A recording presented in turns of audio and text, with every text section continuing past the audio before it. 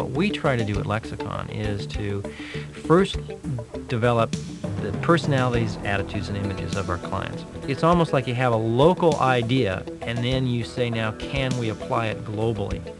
We look at a name as a small poem. A small poem does several things. It has some things going. It has a different tone, different feeling. It communicates different things. It sounds symbolically, you want some balance. Notice in Pentium, it starts off hard and crisp, but it ends nice and smooth and soft.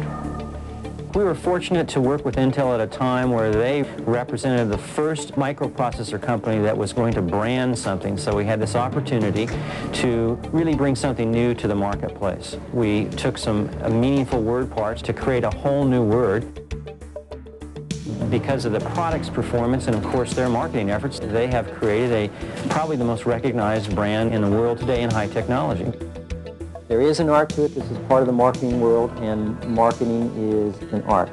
The science part of it is transferring technology concerning linguistics and sociology, what's happening in the marketplace, back into a name. So it's understanding that the sound of an I is very different than the sound of a Z.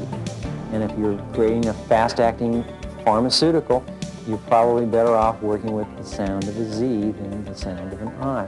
That's the science of it. You had to feel proud that you were staying at the company. So, as opposed to saying, let's have the meeting at the Econo Suites, okay, which you'd be embarrassed of, to say, hey, let's meet at the Embassy Suites, you feel good about that. In some ways, it's not unlike naming your child. You have certain images and feelings and perspective about your child, and who you want them to be and what you don't want them to be. There's a world of difference between naming someone David and naming someone Hubert.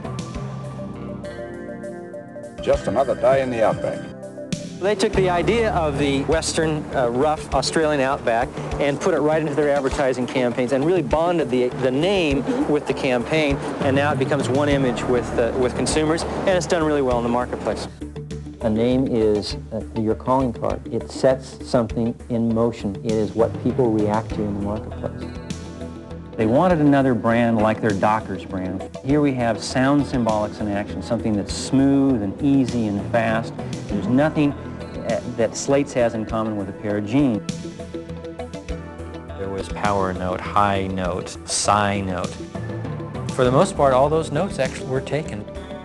We spend some time developing what we call the brand vision or the brand strategy, where we take a look at what really is the fundamental promise of this new compound. What do we want consumers to think about it? What's the idea behind it? And from that, particularly with eVista, we developed this strategy to be very positive, very upbeat, and to be very undrug-like.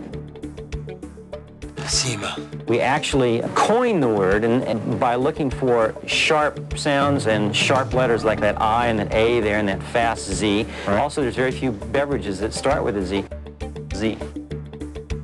We spend some time developing what we call the brand vision or the brand strategy, where we take a look at what really is the fundamental promise. What do we want consumers to think about it?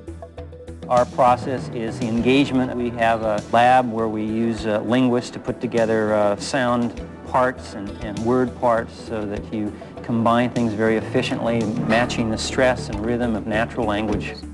I don't think we'd be in business for this long. I think we would have burned ourselves out and gone on to other things if we didn't love it. And yes, there is still an absolute joy in looking at a page and saying, that makes sense. That's nice.